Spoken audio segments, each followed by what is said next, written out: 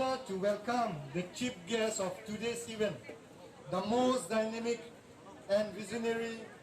Honorable CM of Karbi Anglong Autonomous Council, Dr. Tuliram Ronghangji, and along with us, স্থাপন কৰিছো 62 crores scheme টকা আছে 62 crores West Karbi Anglong East Karbi Anglong মিলি 12টা স্কিমৰ আমি model ৰেসিডেন্সিয়েল school যিবিলাকৰ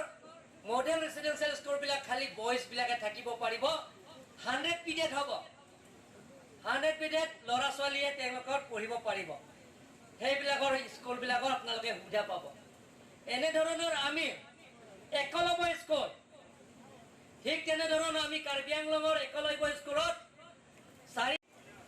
jet দুটাকৈ সুভাষ চন্দ্ৰ Bose model ৰেসিডেন্সিয়েল স্কুলৰ আজি ফাউণ্ডেশ্যন ষ্টন লে আৰু দুইটাই 6.8 6.8 এটা জৰটকপি খটখটেত আৰু এটা ডলামাৰা আৰু